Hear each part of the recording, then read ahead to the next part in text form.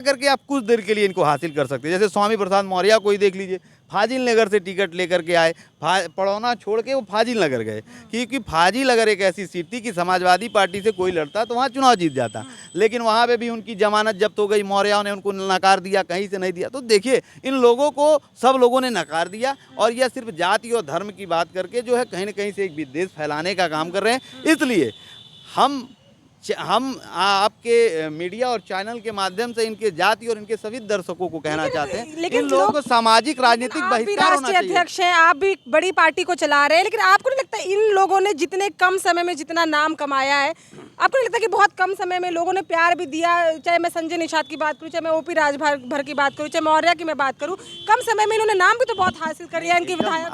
आप वही मैं कह रहा हूँ, यह निश्चित रूप से समाज के लोगों ने और राजभर समाज के लोगों ने, मौर्य समाज के लोगों ने इनके ऊपर आस्था और विश्वास को जताया है, और उस आस्था विश्वास का देन है कि इनको विधायक बनाया, मंत्री बनाया, सदन में भेजने का काम किया। और आज जब इनकी बात उठाने की बात आई, समाज की नेतृत्व करने की बात आई, जब इस समाज के हित के लिए लड़ने की बात आई, तो इन लोगों ने सिर्फ नेतृत्व किसका किया? अपने परिवार का, अपने लोगों का, टिकट बेचने का, आर्थिक। देखिए ये लोग जात जात की बात करते हैं, लेकिन आपके चैनल के माध्यम से बता दूं, इस देश में दो ही जात है, अमीर और गरीब। आप देखिएगा जिस दिन अमीर हो जाता है उसका कोई जात धर्म नहीं होता है, और जो गरीब रहता है उसके लिए सारी जात लागू होती है। गरीब ही तो अमीर होता है एक दिन। अब जैसे एक उदाहरण आप ले लीजिए, अखिलेश जी हैं, कौन से जात के हैं? कौन से जात के बताइए? यादव। यादव किस में आते हैं? बैकवर्ड में आते हैं ना। शादी उसने उन्होंने किनसे की है? डिम्पल यादव। वो क्या है? डिम्पल यादव नहीं है, डिम्पल सिंह। हाँ, पहले डिम्पल सिंह थी, अब तो यादव है। अब यादव हो गई। आप समझिए, फॉरवर्ड में किया ना। अगर वह मजबूत नहीं होते, सक्षम नहीं होते, बली नहीं होते, आर्थिक स्थिति मजबूत नहीं होते, तो फिर अब उनके लिए कोई जात है? उनके लिए सारे जात पात खत्म है। आप आ जाइए, रामविलास पासवान जी हैं अब इस समय स्वर्गीय, सुन लीजिए, स्वर्गीय रामविलास पासवान जी अब नहीं हैं, और आप जाके देखिए उनकी पत्नियां ब्राह्मण रही, तो क्या जात रहा?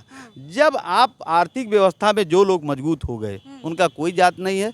जाति के नाम पर में सिर्फ गरीबों को, मजलूमों को, गरीबों को किसी ने मना तो नहीं किया कि आप इंटरकास्ट में शादी नहीं कर सकते। रूल तो उनके लिए भी वही, प्यार अगर उनको जाए तो वो भी आजकल लोग कर रहे हैं। क्या बात कर रहे हैं? एकदम सही। हमने प्यार की बात नहीं करी कि वो शादी क्या कर रहे हैं, नहीं कर रहे हैं। मैंने क्या कहा, जब पावर की यहाँ बात कर रहे हैं, सुन लीजिए, जिस दिन आप पैसे से मजबूत हो जाइएगा, आप अमीर हो जाइएगा, उस दिन आपके पास कोई जात की बात नहीं करेगा।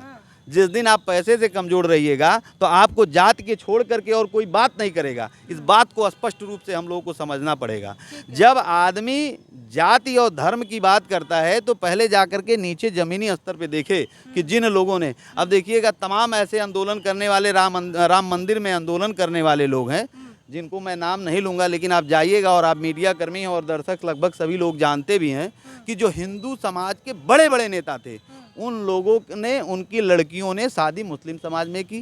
तो आप हमको ये बताइए, कौन जात धर्म की बात करते हैं? ये सिर्फ एक राजनीतिक बात करते हैं। ये देश हमारा एक ऐसा देश है जो पूरे वर्ल्ड में सिर्फ गौरवशाली के रूप में इसलिए माना जाता है क्योंकि यहाँ हिंदू, मुस्लिम, सिख, ईसाई सब हैं भाई भाई के नाम पे एक साथ। सभी धर्म, सभी जात के लोगों को जीने का, खाने का, रहने का, अपने धर्म को मानने का एक लोकतांत्रिक और एक संवैधानिक रूप से जो है स्वतंत्र अधिकार है कि अपने धर्म को मान सकते हैं। इसीलिए हमारा देश पूरे वर्ल्ड में एक गौरवशाली देश रूप के जाना जाता है। और इस देश में ये लोग जाति और धर्म के नाम पर में राजनीति करने वाले लोगों को नकारना चाहिए। और राजनीति हरदम रोजगार पे, बेरोजगारी पे, शिक्षा पे, व्यवस्था पे, आर्थिक मजबूती पे, गरीबों की विकास कैसे हो, और ये विकास पे राजनीति होनी चाहिए। कुल मिलाकर के इस देश की भविष्य पे राजनीति होनी चाहिए, देश की मजबूती पे राजनीति होनी चाहिए, देश की अर्थव्यवस्था पे राजनीति होनी चाहिए और निष्पक्ष होनी चाहिए। जब यह कोई काम नहीं कर पाते हैं तो जाति पे ले आ देते हैं। इनको आसानी सी बात है कि सारे मुद्दे, अब देखिए इस समय हमारे देश में सबसे बड़ा समस्या है बेरोजगारी।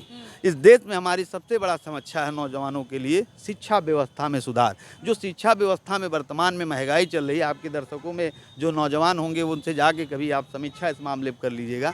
जो शिक्षा वर्तमान में इस समय प्रोफेशनल होते जा रहा है, शिक्षा कभी व्यवसाय नहीं था, लेकिन वर्तमान स्थिति में निरंतर शिक्षा व्यवसाय होता जा रहा है। लेकिन इस पर कोई सवाल नहीं करता। जानते हैं क्यों? क्योंकि शिक्षा में कार्य करने वाले 99% स्कूल नेताओं के हैं। तो कौन करेगा? कौन करेगा?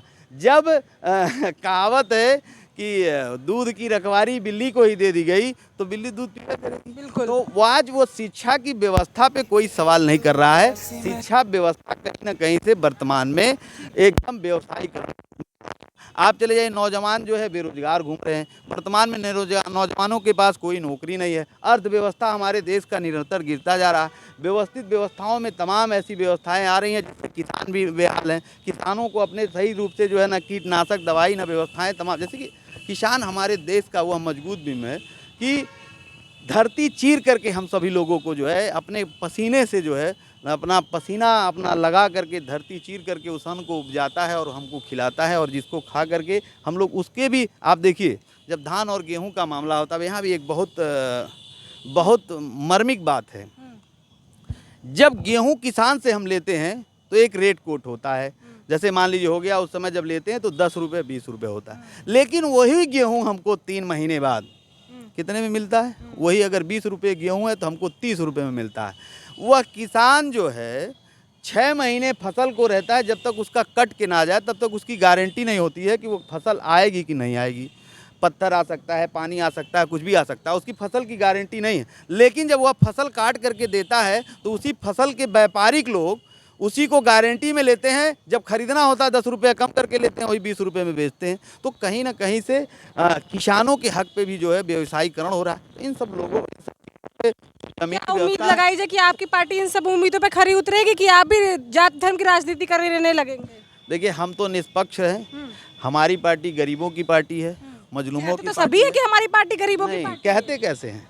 कहने से थोड़ी ना होगा। भी कहती है नहीं, सबका साथ सबका विकास। कहने से थोड़ी ना हो जाएगा। तो आप भी करके दिखाएंगे? नहीं, कहने से नहीं हो जाएगा। हम कह रहे हैं हमारी पार्टी गरीबों की पार्टी है। गरीबों की पार्टी मतलब पटरी व्यापारी, पटरी व्यवसायियों की पार्टी है। पटरी व्यवसाय वर्तमान में ठेला लगा करके सड़कों पे गरीबी रूप में अगर माना जाए तो जो वर्तमान में जिसको कहीं रोजगार नहीं मिलता है वो सड़कों पे आकर के ठेला लगा के अपनी रोजगार और जीविका चला लेता है। और आज इस सरकार में कहीं ना कहीं से वो भी अपने आप को असुरक्षित महसूस कर रहे हैं। तो हमारी पार्टी गरीबों की पार्टी है, नौजवानों की पार्टी है, किसानों की पार्टी है, हर उस आदमी की पार्टी है, हर उस आदमी के पार्टी है जिसके लिए जो समाज हित में, देश हित में निरंतर आवाज़ को बुलंद करता है, उसको हम निरंतर सम्मान देने का काम कर रहे हैं, अपने पार्टी से जोड़ने का काम कर रहे हैं और काम करते रहेंगे। और आपको इस चैनल के माध्यम से बता दें कि जिस दिन हमारी पार्टी इस तरीके से गठबंधन और सरकार में गई तो टिकट बेचने का काम ओम प्रकाश राजभर जैसे लोगों के साथ नहीं करेगी। और अरविंद केजरीवाल भी यही बात कहा करते थे, लेकिन अब आरोप बड़े लग रहे हैं उन पे।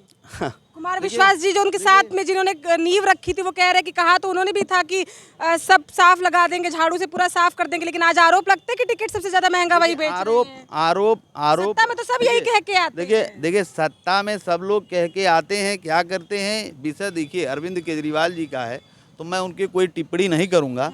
मैं अपनी जो बात कह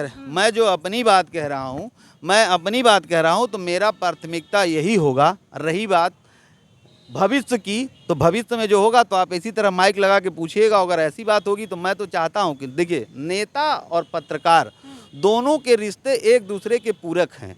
अगर यह एक दूसरे के अगर पूरक बने रहें निश्चित रूप से, स्पष्ट रूप से और निष्पक्ष रूप से, तो निश्चित रूप से समाज में हित होने से कोई रोक नहीं सकता है और कोई भी नेता अपने जिम्मेदारी से नहीं भटक सकता है। क्योंकि अगर पत्रकार अगर हरदम सवाल करता रहा तो हो सकता है मैं गलत बहकूंगा भी, तो आप लोग निश्चित रूप से उसको सही संभालने का काम। नाम भी इसीलिए देश हित में रखा गया है और इन्होंने जैसे कहा कि इनकी पार्टी गरीबों की पार्टी है और जो तमाम लोग वंचित हैं जैसे कि किसानों की पार्टी और देश हित में कार्य करने वाली पार्टी है। तो देखा जाएगा, समय बताता है। लेकिन तमाम मुद्दों पे आज बातचीत हुई कि अखिलेश यादव के आने से देवरिया में क्या मामले को जोर मिला और ब्राह्मणों के मुद्दों पे भी बात हुई। आप सबकी क्या राय है? और अब ये जो विषय था कि गरीबों के बारे में कौन सोचेगा, गरीबों की कोई जात नहीं होती है, ये आप जनता ही सोचेगी क्योंकि आपके टैक्स के पैसे से ही चाहे नेता हो, चाहे तमाम मंत्री हो, चाहे विधायक हो, वो चलते हैं। तो आपको ये बात सोचनी पड़ेगी। कैसी लगी ये वीडियो कमेंट करके बताइएगा। ऐसे चैनल को लाइक करिए, सब्सक्राइब करिए और देखते रहिए द देश हित न्यूज़। बहुत बहुत धन्यवाद।